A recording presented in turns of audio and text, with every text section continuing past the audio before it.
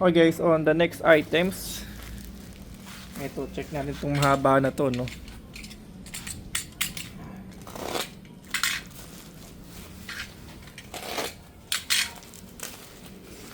Check natin. Ang mahaba to, ah. Okay. Yun.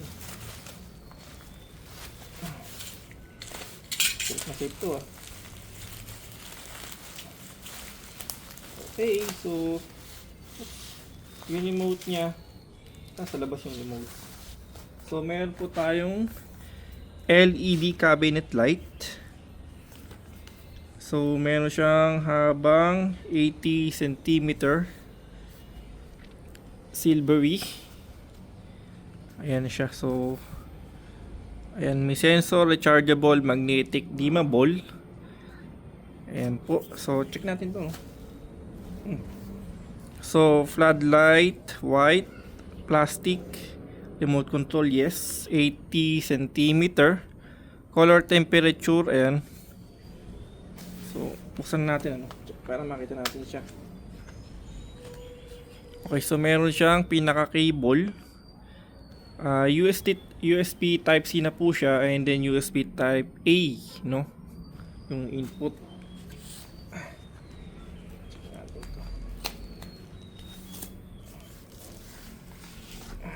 Alright, so wow, ito pala siya, no.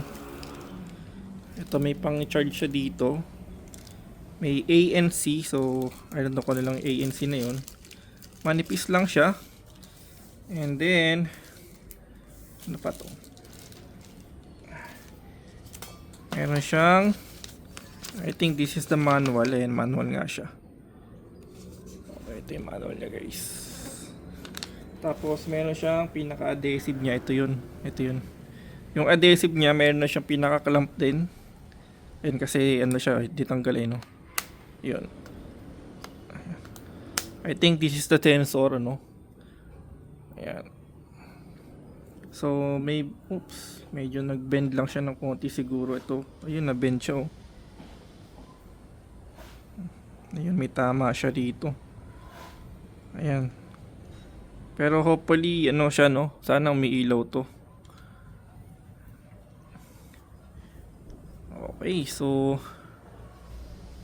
ayan. So yung remote niya, check natin kung ilaw to, ah. Ito yung remote niya guys, oh. Meron siyang 15 minutes, 45 minutes, lux mode and lux. Ayan. Ito yung siguro sa brightness nito. Tingnan natin yung, ayan. Then on natin. Oops. Wala, ano. So check lang natin, no, paano siya i-on.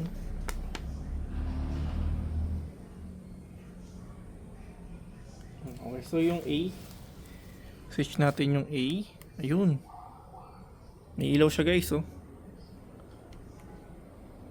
Biling siya, oh.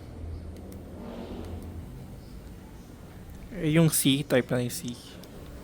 Oh, okay, so yung kulay niya,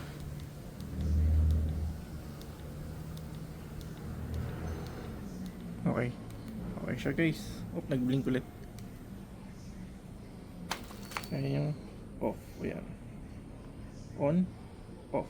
Okay.